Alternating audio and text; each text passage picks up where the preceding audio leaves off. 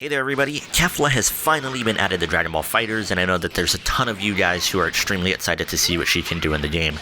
This video is going to be going over all of her normals, all of her specials, as well as her supers, just showing off what she is capable of, getting in some of the frame data in case you're interested in what her stagger pressure might look like, or what other options are for certain setups. Now of course this is going to be very minimal for any types of setups or anything like that. It's extremely early on in her life cycle, but I still think that this would be extremely helpful for you guys if you want to see just a peek of what she can probably do. And if you guys do enjoy this video, please make sure to leave a like and subscribe for more Dragon Ball FighterZ content.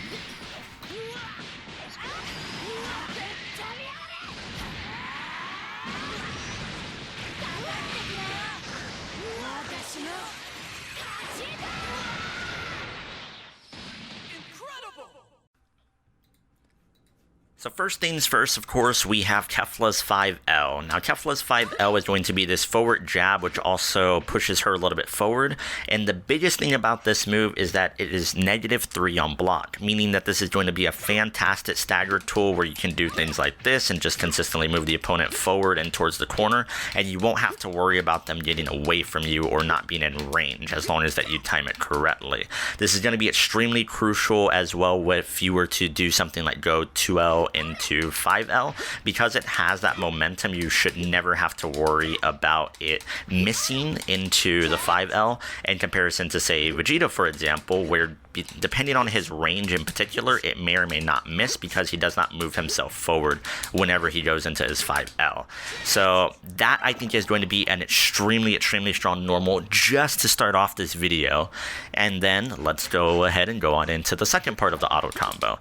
So this is going to look extremely similar. Of course, if you are a Vegito player, probably more familiar than to others. But this move also being -5 on block is extremely good. You can kind of install that fear into them as well as you do with Vegito. If I remember correctly, is that Vegito's 5L is also -5 on block. So this is going to be very strong for Kefla as well. And keep in mind though, that because this move is so active, that this is actually the perfect time where you could guard cancel somebody like her or have it done to you. So keep that in mind whenever that you are going up against a Kefla, or if you are playing as Kefla herself. And now getting into the last part of Kefla's auto combo, you are going to have this sort of dive kick right here.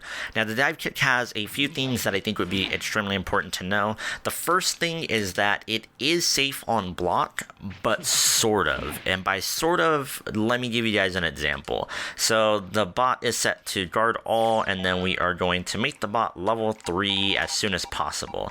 Now keep an eye on my inputs where I am going to just hold straight back, and I'm not going to be letting go of this, and you are able to get punished for that. So while it does put you far away from the opponent to the point where there shouldn't be any type of normal that would be able to punish this exactly, unless it's maybe like Gogeta's heavy or something else that goes extremely far, that it can still be a bit unsafe considering that you are being careless with it. Now keep in mind though that because you are in the air, you do have air options. So for example, we just jumped up in the air right now, and then if you wanted to use like her dash or something like that, then you could very much get behind the opponent if they are wanting to just throw out a raw level 3 or something similar to that. So that is the most important thing that I think you all should keep in mind for it.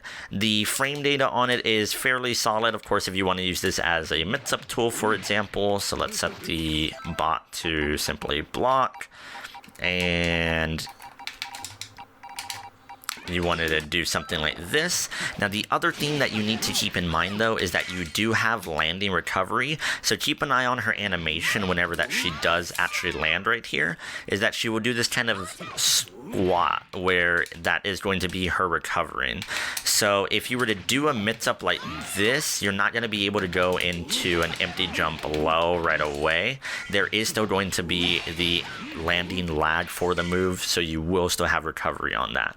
But of course, the fact that it does have such low landing lag and whatnot, it is going to still be a mix-up option that you do have, especially for multiple IADs, and I do think that this is going to be a pretty good tool overall. The last thing that I think that you should really know is that if the opponent is crouching, which most people will be, is that this will whiff, but you do have the capability of still having air options after this fact. So keep that in mind for her. Don't let her get away with overly negative types of things here with bad play or anything like that.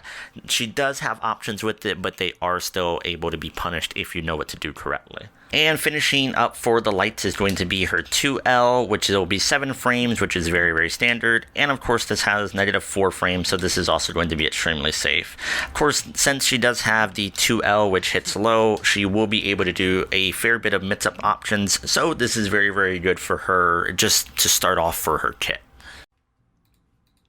Moving right along, we have Kefla's 5M. Kefla's 5M is going to be a multi-hitting attack, which is going to move her a little bit more than about halfway across the screen. And because it is so active, you will be able to do things like punish super dash, considering that you were throwing this out and the opponent decides to kind of come out at you. Now, the thing about it though, as far as for the downside, is that it is not going to be safe on block. So if you were to stagger with this, you're at -7. And of course, if the opponent were to just do something like throw out a jab, which is 6 frames, and you try to block this, then you will get punished for that.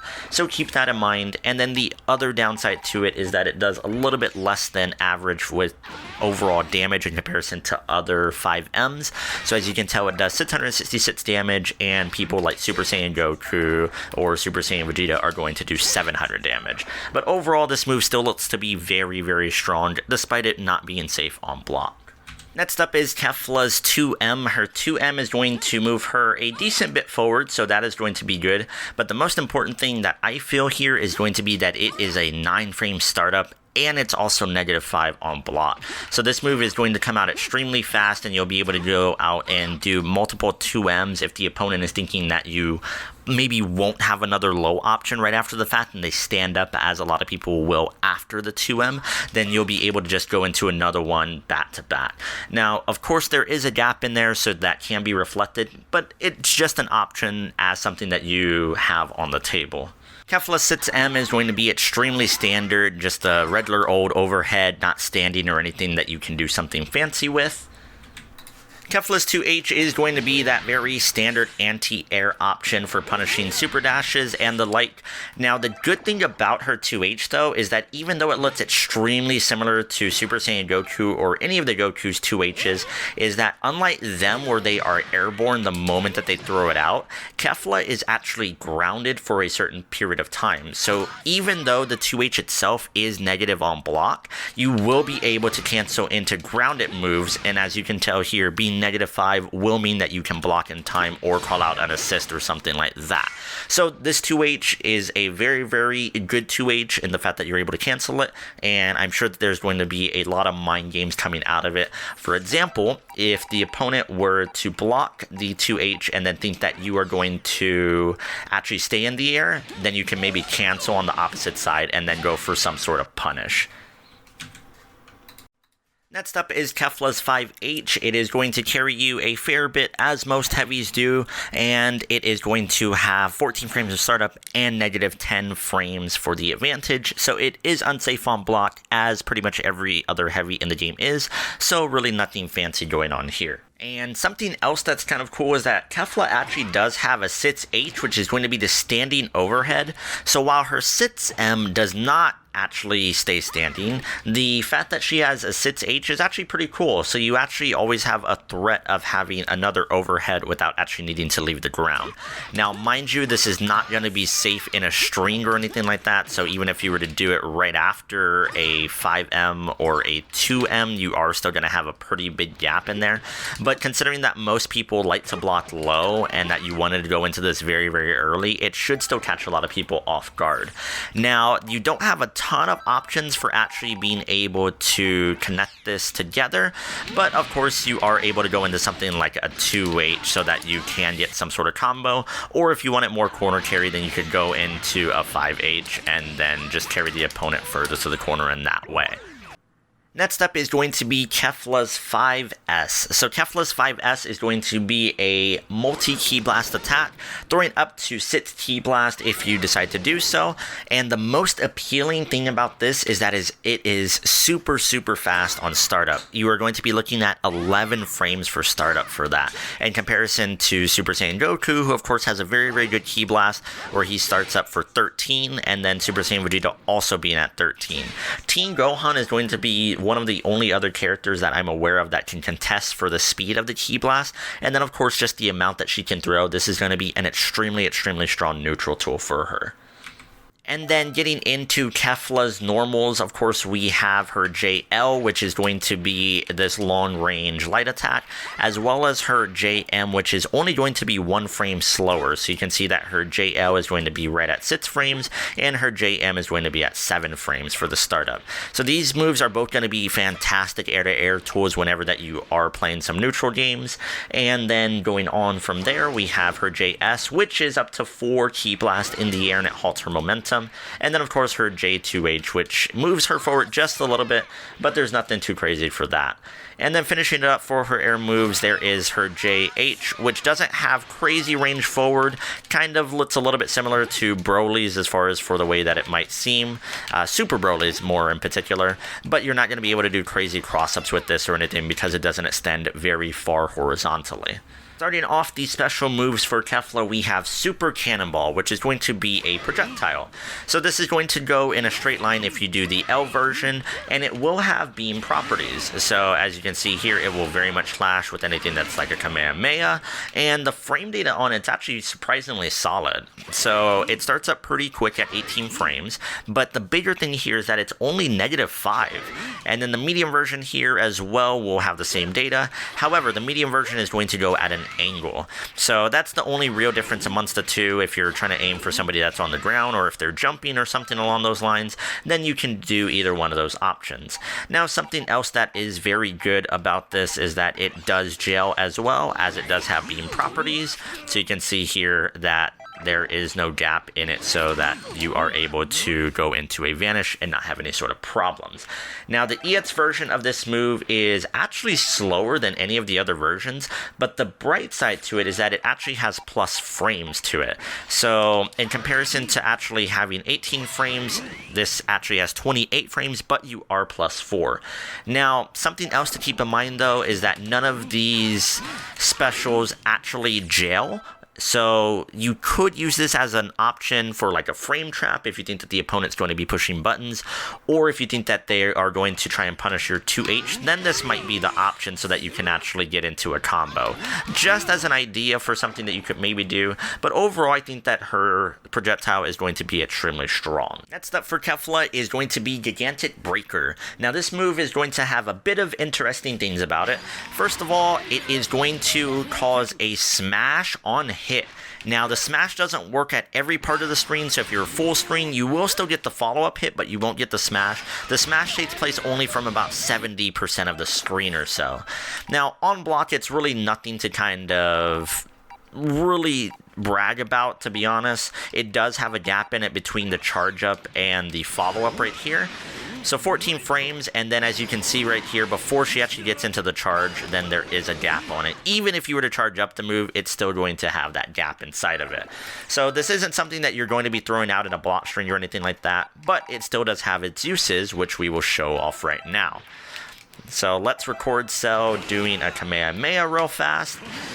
And as you can see here, it is actually projectile invulnerable from about frame 4 or so. So this is going to be very strong for punishing projectiles. However, as you will see right here for what we just recorded, is that there's actually not a way for you to counter if the opponent were to vanish and they notice that you did this move.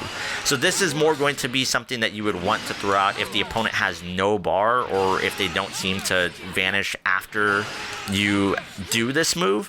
But overall, I still think that it is going to be extremely strong, and the fact that you do get SKD is going to actually be very good for ending combos as well. It's actually going to be one of your go-tos if you want more corner carry for ending certain combos. Now, mind you, mid-screen, you're going to have to just tap it, and that's the way that you can get the SKD. Now, it's very similar to GT Goku Orb, where when he does his, he is going to push the opponent full screen. If you want more options for Oki and whatnot, then your better option is just going to be doing the standard heavy, and then you can actually run up to them and stay right on top of them. But if you were doing something like a super dash combo or anything like that, and then you just want to go into this, not have to spend any meter or anything else, then that, of course, is an option that you have. Now, there are multiple versions of this. You have the standard version where we've seen it already, where you can kind of just tap it, and then you have the more charged up version where she will throw out the projectile but won't actually follow it up. Anything beyond the regular initiation, so pretty much any sort of charge for the move is just going to throw out the projectile, so keep that in mind whenever that you're using this move. I don't think that we'll really see very many people charge it up, to be honest, just because you want that smash or you want that follow-up, but it will still have its uses in some scenarios, I'm sure. Next up for Kefla specials is going to be Ain't Nobody That Can Stop Me, and I promise you that I did not make that up. So this move is going to be a very fast forward moving attack that actually hits low as well. So the light version will carry her about half screen or so. The medium version will carry a little bit further than that, roughly 70 to 80% across the screen, and then the heavy version going about the same, if not a little bit more than the medium version. So the cool thing about this, of course, is that it hits low. So if you set the opponent to not switch and then you just have him to standing, then when you get to this move, he will get hit. And just to show that, they get hit with the 2L, and then they also get hit with this move as well. So the light version, if you have a quick enough assist, you can follow up in any sort of way like this and just go into a full combo. The medium version will grant a smash, so if you are in the corner and you start off low, then you can go into something like that for a smash, and yet follow-ups as necessary. And then the H version of this actually grants a smash as well, but also gives you such a long time to follow up on it. So this move is one that you will definitely be able to throw out and get such good corner carry, and I can see this being a very, very big mix-up tool for her. Mind you, the startup for it isn't that fast, but just considering that you have to worry about the sits H as well as sits M on top of having 3 lows, I can definitely see Kefla doing very, very well with this move. And finally, we have time to test this out. This is going to be a command dash, which will put you actually full screen behind the opponent. Now, the attack is fairly negative, as you can see here, being negative 38 to 39. But, however, it is frame 4 invincible, meaning that if you were to throw out like a Kamehameha, then you will be able to actually get behind the opponent very safe. And you can actually wait pretty long into the attack in order to actually do the dash. Now, because of how it works, you can actually cancel this in the way that you can do it for any sort of specials. So like this, if you were to do a 2H, then you could also do the dash to get away safely. Or if somebody were to even do a string into like a sits M and you were in the corner and you notice it in time, then you can actually get all the way out of the corner by just dashing flat out. So this move has a lot of uses. It is also usable in the air as well, where you can actually dash behind the opponent, and you will dash at a corner angle. Now, it doesn't put you directly in the corner. It's a little bit more shallow than that, but it does still have the frame 4 invincibility, and I'm sure that we will see a lot of uses from this. One example is if for some reason the opponent is blocking standing, then you can actually go straight into the dash, and in comparison to having such negative frame data, you can actually just be negative sits. So combined with the unassist, I'm sure that this will be extremely useful for mix-up options. And finally, we have Kefla Supers. Her LM is going to be Ultra Cannonball, so similar to her other special, of course, and it is going to look very, very similar as well. Now, this is going to throw 6 projectiles towards the opponent, and it is actually usable in the air where it actually traps the opponent depending on where they are at specifically. Now, something to keep in mind is that from all of the testing that I can tell, is that if you actually don't land and you rely on the game to kind of trap to the opponent, then you will actually miss out on some damage. So note that that's that combo did 4071, and I'll do the exact same combo, except we're actually going to land this time. There we go. So there's no tracking necessary, and that did 4101. So keep this in mind if you are going to use the Ultra Cannonball and rely on the tracking aspect of it, that you might actually miss out on just a little bit of damage, but you have more than enough time to land and actually do the grounded version. Up for Kefla's level 1 supers, we have Gigantic Chaser. Now this is going to be air only, and as its name kind of implies, it is going to trap to the opponent. Now this is also going to be Kefla's DHC, so if you were to go into a level 1 and then go over to Kefla, you see that she will teleport to the opponent and then trap to where they are. So this will be likely very good if you have some supers that might be a little bit tricky to connect for some reason, and then you go into Kefla's, then you shouldn't have any problems actually getting into that.